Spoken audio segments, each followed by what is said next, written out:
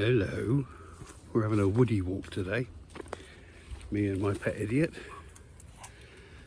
Apparently rain's in the air though, so another good reason for being in the woods. If it does start, at least I can stay partially dry.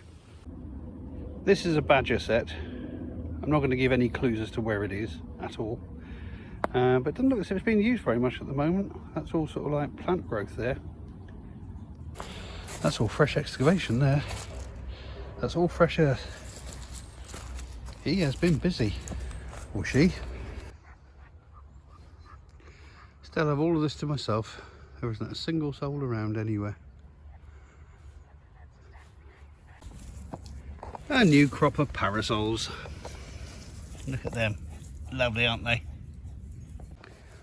Now this is the dog rose that I gathered most of my rosehips from this year when I made my rosehip syrup. Always really plump, always really sweet. It's a beautiful old dog rose, and it's got another little hidden secret.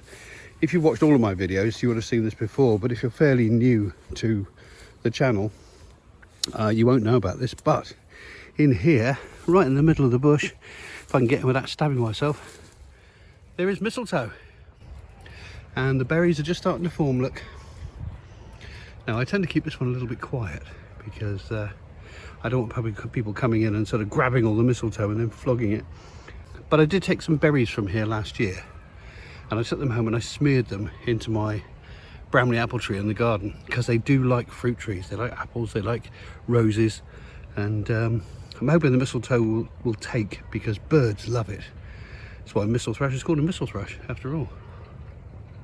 Now mistletoe, as I'm sure you probably know, is a parasite, and it spreads from tree to tree through birds, not through droppings like some seeds do, but by actually what's on their beak. You see, the mistletoe seeds are very sticky, or at least they're encased in a berry that's got some very sticky gel inside. So the birds eat the berries and they get stuck to their beak, and all that gel's on there, so the bird will fly to a different tree, rub its beak on the branch, and leave behind the seeds, and boom, another mistletoe plant grows. And that's how it spreads. Yeah, I must go and have a look at my apple tree and see if it's taken, because if it has, that'll be a good thing. I mean, the mistletoe doesn't do any harm to the host tree, but it will be an extra source of food for the birds. And they're already in that tree a lot anyway, because they go for the apples. Oh, I just noticed something up there. There's a robin's pincushion. Yes, indeed, that's a robin's pincushion. It's a kind of gall, in exactly the same as I've been showing you all these galls that grow on oak trees. This is a gall that grows on roses, particularly dog roses, wild roses. Again, caused by a gall wasp. But it's huge. It's huge. I don't know whether I can do it with my finger here. The size of it, it's pretty damn big. That's a beauty. The overnight rain has given us a kind of mistiness to the air today, which is nice. And as you're walking along, all you're hearing is just the drip of the trees. Oh, and the tumbling of the pug as he goes down a pile of scalpings that are going to be used to create the paths here in the fields. Yeah, nice. Very nice, pleasant temperature out here today. Good dog walking day, isn't it? Wow, look at the size of this field sorrel, this lamb sorrel, whichever you want to call it. Absolutely huge. And really fresh looking, and away from the dog pee zone. I'm gonna have to try it. Oh, really sharp. Lovely, citrusy, lemony. Sharp, delicious. When I was a kid in Cornwall, we called these sour sobs. We were always plucking them out the hedgerows. Absolutely bloody delicious. Great salad leaf. And not left of that one. There's lots of it around. Mild September, October.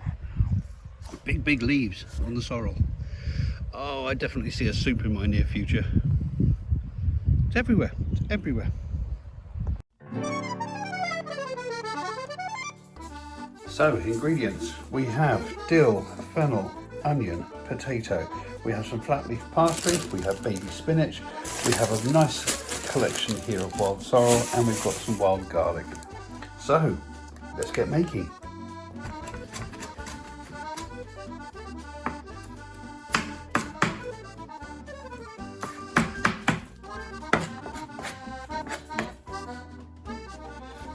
here is a nice mix of wild garlic and 3-cornered leek. So I'm just giving this a rough chop.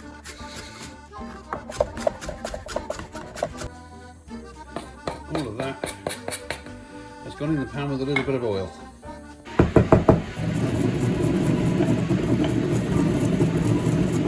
That's my beautiful fennel seed. And we're also going to add some dill. And this is going over in the pan as well. So the potatoes, the onion, the garlic and the initial herb mix has all gone in there. A bit of parsley. It's all frying a little bit. We'll add some vegetable stock in a second. Smelling lovely already, it must be said.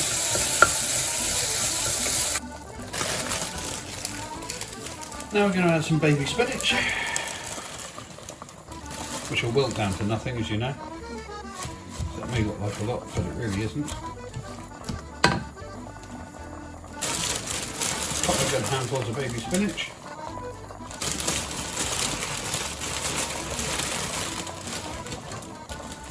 There we go, stalks and all. It's all going to get blitzed anyway. And last of all, we've got our chopped and freshly picked and washed wild sorrel picked from the fields.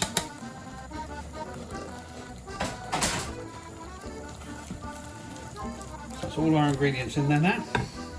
Right, let's just leave that and simmer away now until the potatoes are soft. And blitz.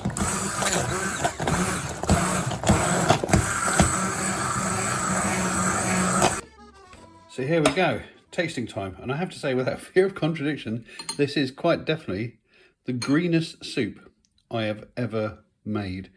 So how does it taste? That's the question. It's all right. It's not unpleasant.